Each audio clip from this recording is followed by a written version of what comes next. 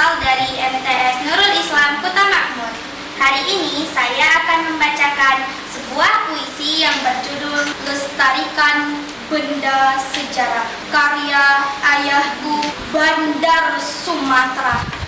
Sebuah nama tertulis dalam kitab tokoh ternama. Di sana terbentang nisan-nisan kuno sebagai saksi masa lalu yang merentang zaman, merajut peradaban.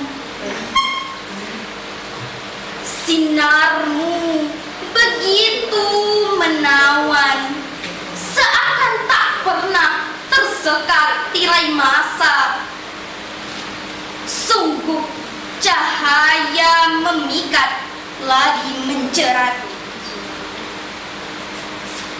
Habis sudah takkan